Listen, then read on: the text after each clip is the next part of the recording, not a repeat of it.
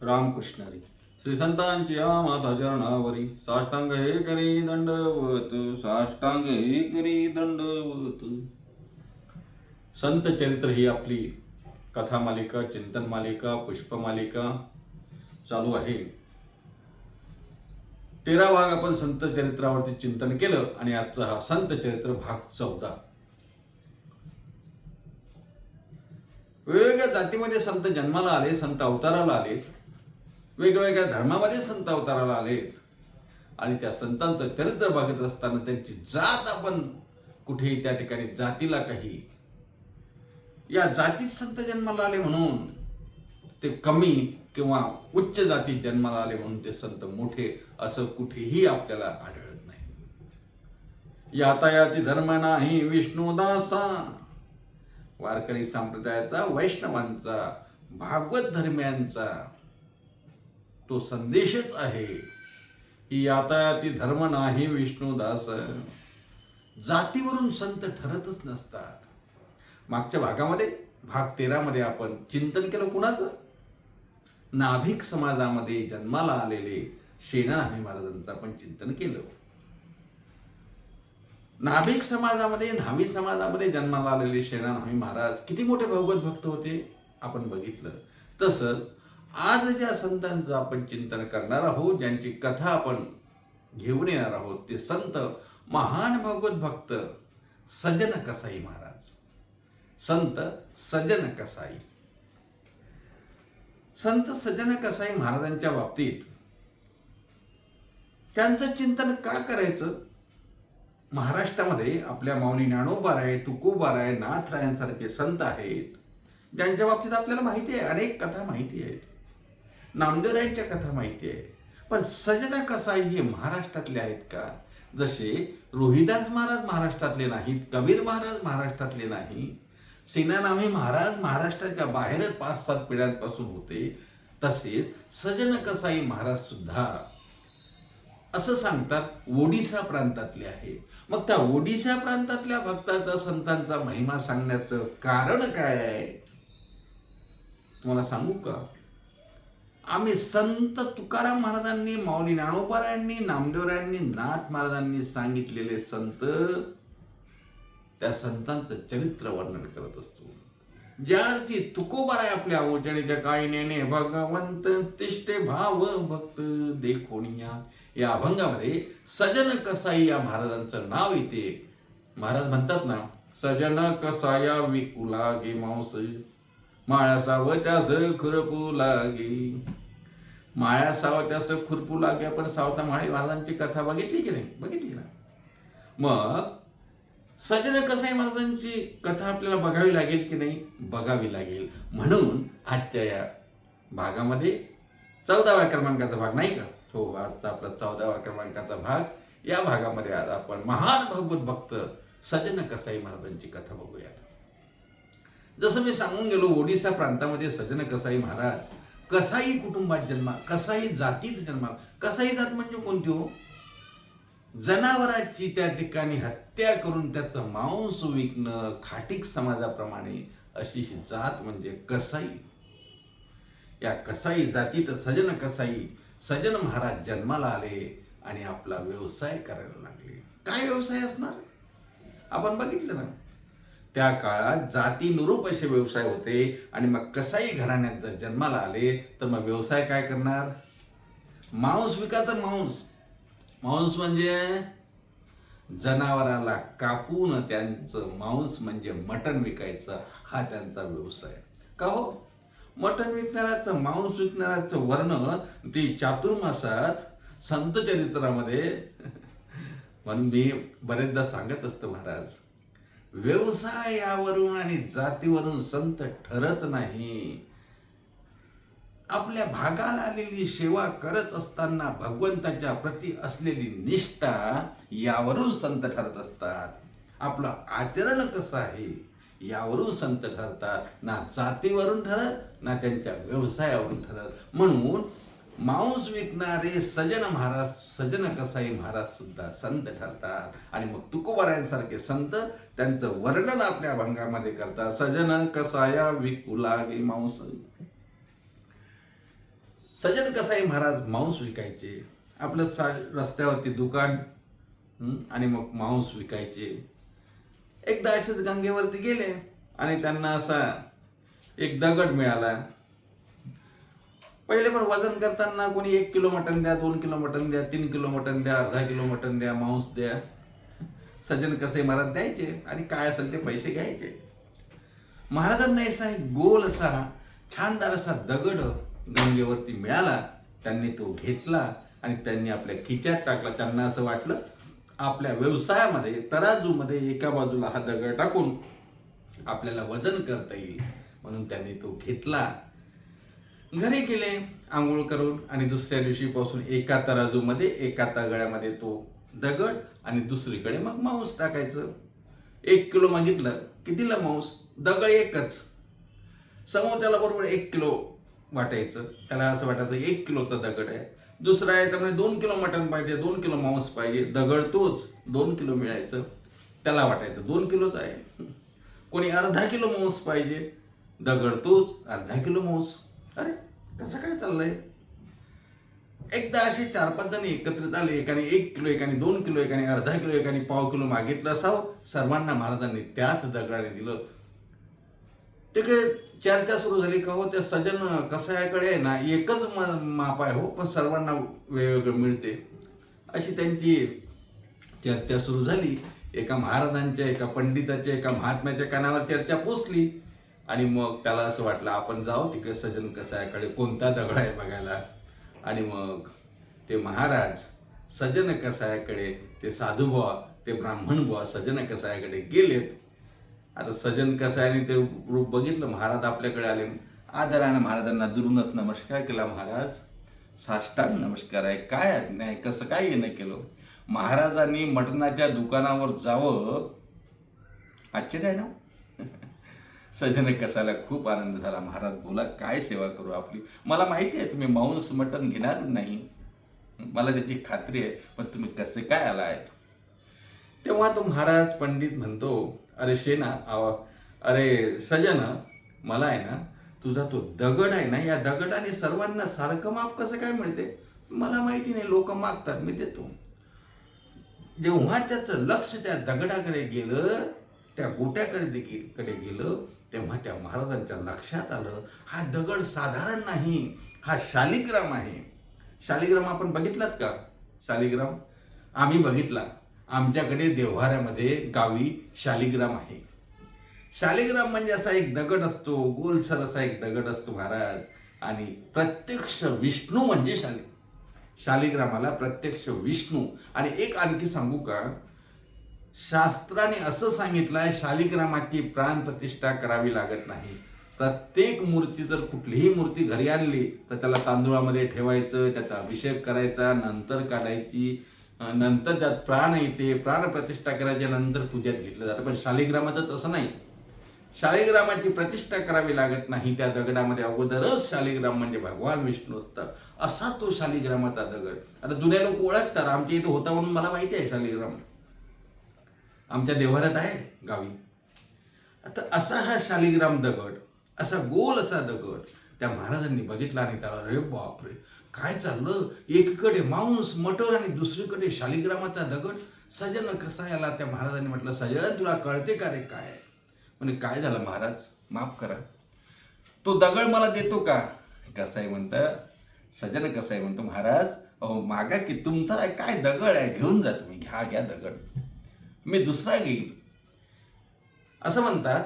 त्या महाराजांनी तो दगड म्हणजे त्यांच्या दृष्टीने असलेला शालिग्राम आणि सजन कसाई महाराजांच्या दृष्टीने असलेला दगड ते महाराज घेऊन गेले. गंगेवर गेले. 108 वेळा त्या दगडाला आंघोळ घातली, कारण मांस मटणाच्या तराजूत होता ना.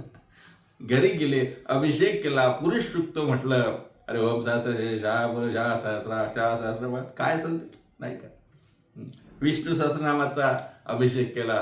यशस्मरण वाहत येणं संसार बंधना मुच्यते, नाही का.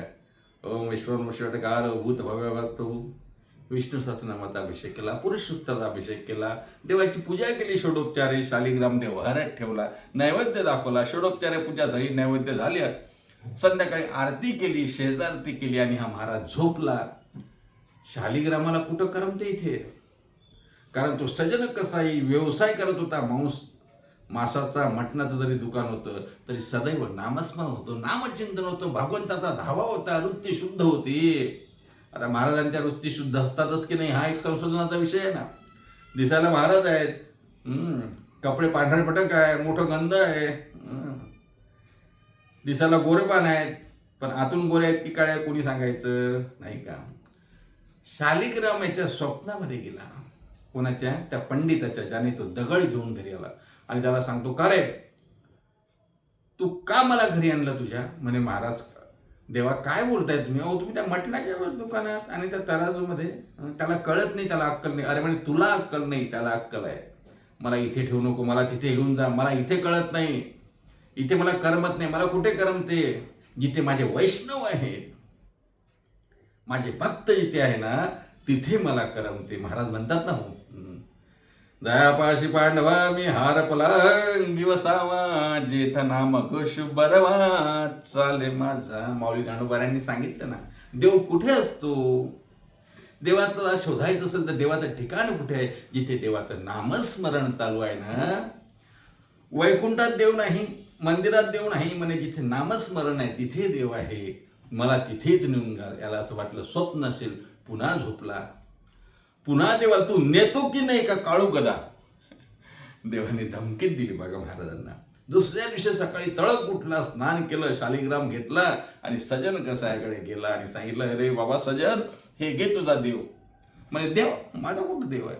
हा दगड तुझा. म्हणे राहू द्या ना महाराज तुम्हाला. नाही नाही मला नको. माझ्या स्वप्नात काल देवाला, देवाने सांगितलं मला माझ्या भक्ताच्या घरी पोचव, मला तिथेच करमते. कोण्या भक्ताच्या घरी? मी भक्त आहे. कोण म्हणतो महाराज, अहो आम्ही भक्त नसताना भक्तपणाचा आव आणतो, आम्ही धार्मिक नसताना धार्मिकपणाचा आव आणतो, आम्ही कुठलीही पूजापाठ नामस्मरण न करताना आम्ही खूप मोठे साधक आहे असं दाखवतो, आम्ही खूप धार्मिक असल्याचा आव आणतो. पण सजन कसायासारखे शुद्ध अंतःकरणाचे ज्यांचं चित्त शुद्ध झालं ते विचारतात, काय देव म्हणतो मी भक्त आहे? हो तुम्ही भक्त आहे, तुमच्याकडे मला हा शालिग्राम द्यायला सांगितला. सजन कसायला खूप आनंद झाला महाराज. आणि मग मात्र सजन कसाई म्हणतो, अरे देवा मी तुला काय करतोय? मी तुला मांसाच्या सोबत तोलतो आणि त्याने मी मांस देतो. एक सांगू का तुम्हाला, तुकोबाऱ्यांनी जे म्हटले ना, सजन कसाया विपुलागे मास, म्हणजे जे शालिग्रामाच्या दगडानं मांस तोलल्या जात होतं त्याला म्हणतात सजन कसाया विकुलागे मास. नंतर सजन कसायाला वैराग्य निर्माण झालं. धंदा काय मांस विकणं हे तर सर्व सोडून आपण काहीतरी केलं पाहिजे, या देवाला शरण केलं पाहिजे. कारण देव मला जर भक्त म्हणतो, देव जर मला माझा म्हणतो, तेव्हा देवाने आपल्याला माझं म्हणावं महाराज. आपण देवाला माझं म्हणतो पण त्यांनी आपल्याला माझं म्हणावं ना. इथे जगन्नाथाने, देवानी सजनला माझं म्हटलं आणि मग देवानी माझं म्हटलं असं त्या महात्म्याच्या तोंडून ऐकल्यानंतर सजन कसाई म्हणतो, आता काय करावं? एकटाच सजन महाराज. कुठंतरी जगन्नाथला निघालेली दिंडी, जगन्नाथला निघाले वारकरी, जगन्नाथला निघालेले, जगन्नाथपुरीला निघालेले आपले यात्रेकरू रस्त्याने जात होते. सजननी बघितलं की हे जगन्नाथपुरीला चालले, आपणही त्या जगन्नाथाला भेटायला गेलं पाहिजे. माय जगन्नाथ बाप जगन्नाथ, अनाथाचा नाथ जनार्दन. मी अनाथ आहे, मी पामर आहे, माझा नाथ जगन्नाथ आहे. जगन्नाथाला जावं म्हणून निघाले महाराज. पायी पायी पायी पायी चालत दिंडी चालली. एका गावात गेली, दुसऱ्या गावात गेली, या मंदिरात थांबायचं. आता हे कसाई समाजातले कोणी मंदिरात थांबू द्यायचं नाही, थांबू द्यायचं. कसाई खाटीक समाजाचे मांस विकणारे तो का. एका गावात पोहोचल्यानंतर मग त्यांनी विचारले, इथे कसायाचं घर आहे का हो? त्यांच्या घरी मी थांबतो. तिथे कसायाचं घर होतं महाराज. श्रीमंत होते ते. तिथे गेले आपले सजन कसाई. महाराजांनी म्हणतात, आजचे दिवस मला राहता येईल का? हो तुम्ही कसाई, आम्ही कसाई. आणि मग रात्री मुक्कामाला थांबले. श्रीमंत घर होतं. आणि मग जेवण वगैरे झालं. तिथल्या महिलेने, मालकीनबाईने जेवण दिलं आणि जेवण दिलं. आता रात्री झोपायची वेळ झाली. सजन कसाई आता भगवंताचं नामस्मरण करून अंथरुणावर पडले. ते दोघंच नवरा बायको होते. नवरा म्हातारा होता, बायको तरुण होती. त्या नवऱ्याचं, त्या म्हाताऱ्याचं हे दुसरं लग्न होतं. या मुलीच्या बापानं सुंदर मुलगी, पण धनसंपत्ती बघून त्या म्हाताऱ्याला दिली. बाई तरुण होती, महाराज झोपलेले होते. हिच्या मनामध्ये या सुंदर अशा सजन कसायाकडे बघून त्या ठिकाणी कामवासना निर्माण झाली आणि ही कुठून तरी महाराजांजवळ गेली, महाराजांना हात लावायला गेली. आवाज केला की अहो. महाराज धडकन उठले. सजन कसाई महाराज उठल्यानंतर कोण आहे, कोण आहे? म्हणे मी आहे. कशाला आली? म्हणे चूप राहा, मी सांगते कशाला आली. म्हणजे तुमचं लग्न झालं आहे का? तुम्ही एवढे सुंदर आहे, लग्न का करत नाही? तुमच्याजवळ काय प्रॉपर्टी आहे? सांगितलं माझ्याजवळ काही नाही, मी मांस विकत होतो, आता जगन्नाथच माझा नाथ आहे, त्याच्या दर्शनाला निघालो. म्हणे माझ्याशी लग्न करशील का? माझी वासना पूर्ण करशील का? महाराजांनी स्पष्ट शब्दात नकार दिला. आम्ही विष्णुदास तैसे नो, हे तुकोबारांच्या भाषेमध्ये. जाईव तू माते न करी सायास, आम्ही विष्णुदास तैसे नो हे असं म्हटलं साव नाही का? आणि मग सजन कसाई महाराजांनी सांगितलं अगं माई माऊले, काय काय बोलतेस काय? अगं तुझा नवरा आहे नाही ते, तुझं लग्न झालेलं आहे आणि लग्न झालेलं असताना अशी इच्छा व्यक्त करणं चांगलं आहे? परपुरुषाच्या जवळ जाऊन अशा प्रकारची व्यभिचार करणं चांगलं आहे का? तुला नवरा आहे असं म्हटल्या त्या बाईने असं म्हटलं, अच्छा माझा नवरा तुला अडचण आहे का? खाटकाचं घर, कसायाचं घर. तिने महाराज सुरी काढली आणि नवऱ्याची गर्दन उडवली, नवऱ्याची मुंडी उडवली, म्हाताऱ्या नवऱ्याला मारून टाकला आणि सजन कसाला म्हणते आता काही तुला प्रॉब्लेम? आता काही आहे का? अहो नवरा होता तो मेला की, आता तरी लग्न करशील, आता तरी माझी वासना पूर्ण करशील.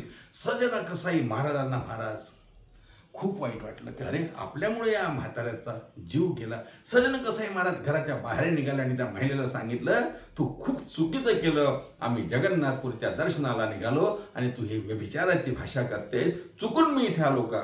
सजन कसाई महाराज निघाले. या बाईला वाटलं अरे बापरे, काय तेलही गेलं, तूपही गेलं, अति धुपाटणं आलं नाही का? नवरा होता नावाचा तोही गेला, ज्याला नवरा करायचं तोही गेला, आता काय करावं? सांगितलं तू थांबतो की नाही? महाराज बोलले मी थांबणार नाही. असं महाराजांनी म्हटलं ही ओरडायला लागली, जेणेकरून लोक जमली पाहिजे आणि याला पकडलं पाहिजे. आणि मग लोक जमायला लागली. राजाकडे गेली, गाव प्रमुखाकडे गेली, नगर प्रमुखाकडे गेली, सांगितलं काय महाराज काय चाललंय तुमच्या राज्यात? असे लोक येतात, भक्ताव म्हणतात आणि माझ्या नवऱ्याला यांनी मारलं. कोणी? सजन कसायांनी मारलं म्हणून सांगितलं. खोटा आळ घेतला महाराज. पूर्वीचा काळ तो. गावप्रमुखाने सांगितलं अरे याला शिक्षा करा. कोण आहे तो? सजन कसायला पकडून आणलं, याचे हात कापायची शिक्षा झाली. सजन कसाई महाराजांचे हात कापले गेले. हात कापल्यानंतर सुद्धा सजन कसाई महाराज जगन्नाथपूरच्या दिशेने निघाले. महाराज निघाले, पुढे जाऊन आणखी कथा आहे थोडी. पुढे गेले, देवाने जगन्नाथ स्वप्नात आले, राजाच्या तिथल्या समोरच्या गावाच्या. त्यांनी सांगितलं अरे तू माझा भक्त येतोय, त्याचे हात कापलेले आहे, तू खूप मोठा भक्त आहे, त्याची हत्तीवरून मिरवणूक काढा, तुमच्या गावात आल्यावर स्वागत करा. पुढच्या गावच्या गावप्रमुखाने त्यांचं स्वागत केलं, हत्तीवरून मिरवणूक काढायला निघाली. सजन कसाई महाराज देवाला म्हणतात देवा काय चाललंय काय तुझं? अरे आज माझी मिरवणूक काढतो, काल माझे हात कापले, असा का करतोयस? मग देवाने दृष्टांत दिला. महाराज देवाने सांगितलं सजन अरे मी माझ्या मताने काहीच करत नाही, जे तुम्ही केलेलं कर्म तुम्हाला त्याचं फळ मिळत असते. महाराज सांगू तुम्हाला, सजन कसाई महाराज अगोदरल्या जन्मामध्ये, पूर्वजन्मामध्ये एक संन्यासी होते. रस्त्याने जात असताना एक गाय धावत आली. 3-4 रस्ते जात होते, तिच्या मागे एक कसाई होता. कसायाने सजन कसाई महाराजांना त्यावेळेसच्या म्हणजे अगोदरच्या संन्यासी महाराजांना विचारलं का हो संन्यासी बुवा गाय कुठे गेली? संन्यासी बुवानं सरळ खरं उत्तर दिलं, गाय या रस्त्याने गेली. आता त्यांच्या लक्षात नाही ह्या कसाई त्या गायीचं वध करेल म्हणून. महाराज झालं, गाय मिळाली, कसायाने गाय मारली, मांस विकलं, पण ते पाप सजन कसाई महाराजाला लागलं असेल. दृष्टांत देऊन देव सांगतात की अरे सजन कसाई मागच्या जन्मामध्ये तू संन्यासी होता, तू गाय कुठे गेली विचारल्यावर गाय या साईडला गेली. खरं जरी बोलला तरी त्या गायीचं वध झाला, तो तुझ्यामुळे झाला, तू हात दाखवला ना म्हणून तुझे हात कापले गेले. बरं म्हणे मग तो म्हातारा मारला गेला हो, त्याचं काय होतं? म्हणजे तो म्हातारा आहे ना, तो गायीच्या मागे धावत होता ना, त्यांनी गाय मारली म्हणून या जन्मात ती बाई गाय होती, ती बाई बनली. ज्यांनी गाय मारली तो तिचा नवरा बनला. आणि तुम्ही गाय दाखवली म्हणून तुम्ही सजन कसाई म्हणून जन्माला आले. म्हणून तुम्ही दाखवले म्हणून तुमचे हात कापले. त्या म्हाताऱ्याने गाईला मारलं म्हणून म्हातारा त्या गाईने म्हणजे त्या बाईने मारला. पूर्वजन्माचे जे कर्म असते ते भोगावं लागतं. हा एवढाच त्यातून कर्मसिद्धांत आपण घ्यायचा. असे सजन कसाई महाराज, नंतर त्यांचे हात आले काय आले ते सर्व आपल्याला माहिती आहे, कथा आहे. पण एक सांगू का, असे भगवतनिष्ठ जगन्नाथपुरीला जाऊन त्यांनी जगन्नाथाची भक्ती केली. देवाला आपलं संबंध जीवन त्या ठिकाणी अर्पण केलं महाराज. मुद्दामून हे चरित्र का सांगतो आहे? आपल्याजवळ चरित्र कमी आहेत का संतांचे? तरीही सजन कसाई महाराजांचं चरित्र तुकोबाराय ज्या अर्थी अभंगामध्ये टाकतात की सजन कसाया विकू लागे मास माळ्या सावत्यास खुरपू लागे. सजन कसाई महाराजांसोबत देव शालिग्राम म्हणून त्या ठिकाणी मांस तोलून देतो. म्हणजे यातून दोन गोष्टी आपण घ्यायच्या. एक, कुठलंही काम हलक्या दर्जाचं नीच दर्जाचं नसते, हेही एक शिकवण आहे. गोरोबा काकाने मळकी भाजली, मळकी बनवली. सावता महाराजांनी खुरपणं केलं, कांदा मुळा भाजी बाग पिकवली, नाही का? तुकोबारायांनी वाण्याचाही धंदा केला. रोहिदास महाराजांनी चपला शिवल्या. यांचं कामाकडे जाऊन त्यांचं संतत्व सिद्ध होत नाही, पण जे काम भागाला आलं, जे भागाला आपल्या वाट्याला जे आलं ते त्यांनी चांगल्या प्रकारे सद्वासनेने सद्बुद्धीने केलं. आणि आपल्या चित्तातलं भगवत स्मरण कुठेही ठळू दिलं नाही, म्हणून ते संतपदाला प्राप्त झाले. असे जे संतपदाला प्राप्त झालेले सजन कसाई महाराज जरी परप्रांतातले असले तरी आम्हाला वारकरी संप्रदायाला त्यांच्या बाबतीत आमच्या तुकोबारायांना असं वाटलं, अभंगामध्ये टाकलं पाहिजे. म्हणून उंचणीच्या काही नेणे भगवंत तिष्ठे भाव भक्त ते कोणिया या अभंगामध्ये तुकोबाराय म्हणतात, सजन कसाया विकुला गे मांस माया सावत्यास गुरुकू लागे. असे सजन कसाई महाराज झालेली सेवा त्यांच्या चरणी आज आपण अर्पण करू. आपलं संत चरित्रच चालू आहे, एकेका संतांचं चरित्र आपण वर्णन करतो आहोत. आज आपण इथे थांबू, पुढच्या भागामध्ये पुन्हा भेटूया आणखी एका संतांचं चरित्र घेऊन. तोपर्यंत रामकृष्ण हरी. मध्यंतरी मला वाटतं आपला गणेशोत्सव सुरू होतो. एक दिवस गणेश चतुर्थीच्या दिवशी आपण गणपती महाराजांचं चिंतन करू, नाही का? आपली संत मालिका ही संत चरित्र मालिका सुरू राहणार आहे. आज तुर्तास आपण इथेच थांबू, पुन्हा भेटूया पुढच्या भागात. तोपर्यंत सर्वांना रामकृष्ण हरी. पुंडलिक वरदे विठ्ठल श्री नामदेव तुकाराम दत्तात्रय जनार्दन श्री एकनाथ. भजन रालव करायचं. ज्ञानेश्वर माऊली ज्ञानराज माऊली तुकाराम. ज्ञानेश्वर माऊली ज्ञानराज माऊली तुकाराम. ज्ञानराज माऊली तुकाराम. ज्ञानराज माऊली तुकाराम. ज्ञानेश्वर माऊली ज्ञानराज माऊली तुकाराम. ज्ञानेश्वर माऊली ज्ञानराज माऊली तुकाराम. पुंडलिक वरदे विठ्ठल श्री ज्ञानदेव तुकाराम. दत्तात्रय जनार्दन श्री एकनाथ माऊली ज्ञानेश्वर महाराज की जय. जगद्गुरु तुकाराम महाराज की जय. शांती ब्रह्मसी संत एकनाथ महाराज की